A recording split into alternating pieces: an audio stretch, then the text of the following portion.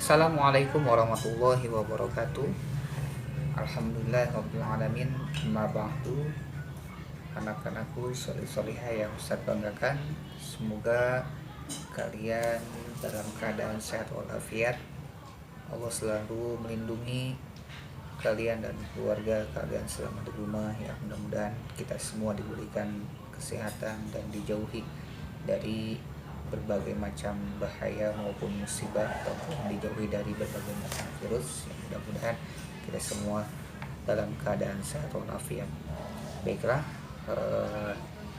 untuk mengawali pembelajaran hari ini, jangan lupa ya, untuk setiap pembelajaran kita berdoa kepada Allah Subhanahu wa taala.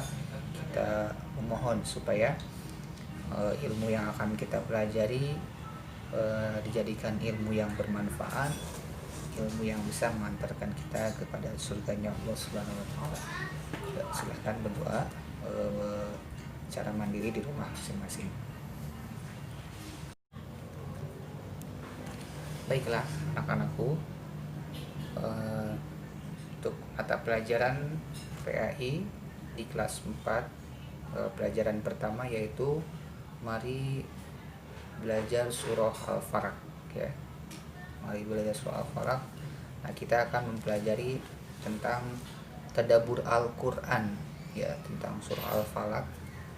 Dilihat dari urutan surahnya, kemudian surah Al-Falaq itu terdiri dari berapa ayat, dan kemudian surah Al-Falaq ini dilihat dari maknanya itu seperti apa ya. Kita akan pelajari satu-satu ya.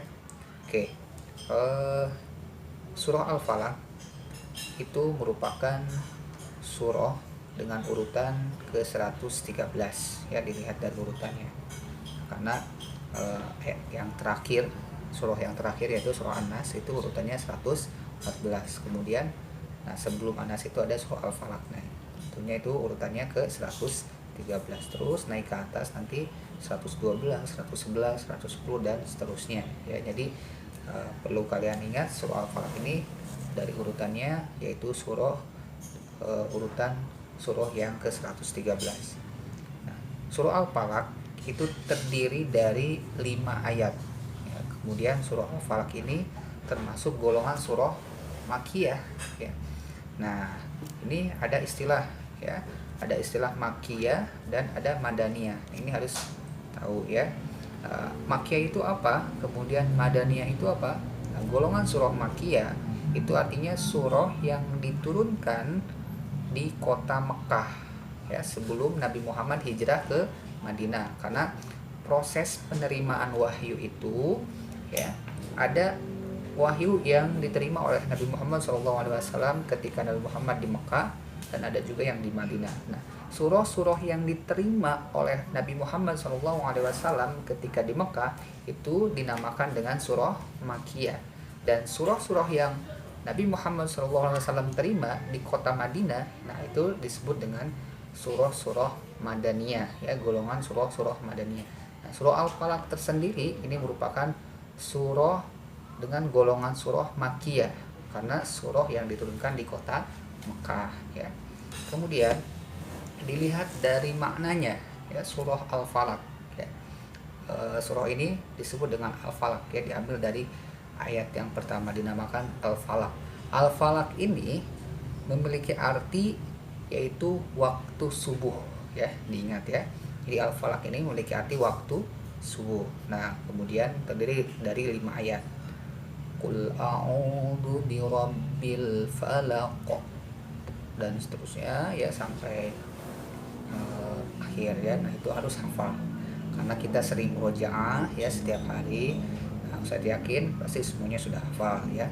Hanya tadi ya, yang tentang tadabbur yang lainnya, tadabbur Al-Quran yang lainnya seperti urutan surahnya, kemudian terdiri dari berapa ayat, dan Al-Falaq itu maknanya seperti apa harus diingat ya. Nah, lanjut ya. Kita lihat dari hukum bacaan tajwidnya ya.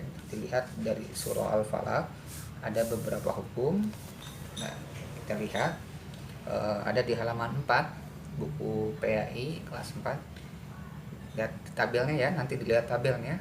Tabel yang pertama ya, kita lihat ada potongan-potongan ayat ya yang ditulis di dalam sebuah tabel. Kemudian di sampingnya ada uraian dan ada hukum bacaan. Nah, wa min syarri, ada huruf yang digaris bawahi, potongan ayat, kemudian ada huruf yang digaris bawahi. Uraiannya kita lihat, nun mati atau sukun bertemu dengan huruf sya. Nah, ya, setiap nun mati apabila bertemu dengan huruf sya, nah maka itu cara membacanya dibaca samar-samar antara jelas dan dengung ya. Antara jelas dan dengung yaitu bacaannya samar-samar. Nah, itu adalah cara membaca ikhfa ya.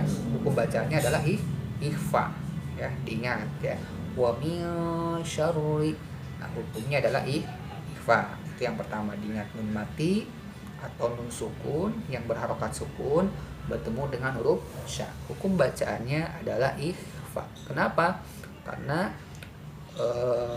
nun mati bertemu dengan salah satu huruf ikhfa yaitu sya ya. Kemudian tabel yang nomor 2 kita lihat, gosikin idza waqab.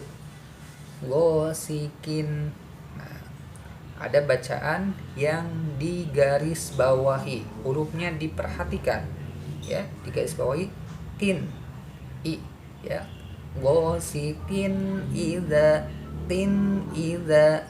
Nah, lihat ada kasroh tain bertemu dengan huruf alif. Coba sebelum saya sebutkan, ada yang tahu pembacanya apa? Nah, pasti sudah ada yang hafal ya, karena ini sering sekali ya, sering sekali kita temukan di setiap bacaan-bacaan yang kita baca, yaitu hukumnya adalah ijhar. Kenapa? Karena tanwin ya, tanwin itu tidak hanya kasroh tain, ada domah tain, ada fathah tain, atau nun mati bertemu dengan huruf ijhar yang 6, amjaha, ain, ha, gin, kho ya, yang 6 itu. Nah, maka hukum bacaannya adalah ijhar dan cara membacanya harus dibaca jelas ya. Nah, kemudian tabel yang nomor 3 ya, hasidin idza hasad. Hasidin idza hasad din. Nah, yang digaris bawahnya yang mana? Yaitu kasroh tain bertemu dengan huruf alif juga ya, sama yang kayak tadi ya, yaitu hukum bacaannya adalah ijhar. Cara membacanya tidak boleh dibaca samar dan tidak boleh dibaca dengung, harus dibaca jelas. Paham tuh? Paham. Nah, mudah-mudahan ya sedikit banyaknya yang saya jelaskan hari ini bisa bermanfaat untuk kalian. Jangan lupa diamalkan ya. Diamalkan ketika kalian membaca Al-Qur'an maupun ketika misalkan ada pembahasan tentang surah Al-Falaq. Nah, kalian harus mengingat-ingat kembali tentang ilmu yang berkaitan dengan surah Al-Falaq. Nah, ilmu-ilmu yang berkaitan dengan surah Al-Falaq itu kalau kita pelajari, kita kupas, nah itu namanya tadabbur ya, tadabbur Al-Qur'an surah Al-Falaq. Nah, itu harus diingat ya materi hari ini. Kemudian hafalkan ya. Hafalkan, tidak hanya hafal sepintas begitu saja, tetapi dihafalkan dengan panjang pendeknya juga ya. Panjang pendeknya dihafalkan, kemudian maknanya, artinya ya, arti ayat demi ayatnya. Nanti Ustaz akan berikan cuplikan video ya untuk menambah pemahaman kalian ya. Mudah-mudahan bisa bermanfaat hari ini, pembelajaran hari ini. Ustaz tutup dengan doa kafaratul majlis. Mudah-mudahan kita semua diberikan ilmu yang bermanfaat, kemudian dijadikan anak yang solih-solihah ya. Astagfirullahaladzim, subhanaka Allahumma wa bihamdika asyhadu an la ilaha illa anta astaghfiruka wa atubu ilaik. Wassalamualaikum warahmatullahi wabarakatuh.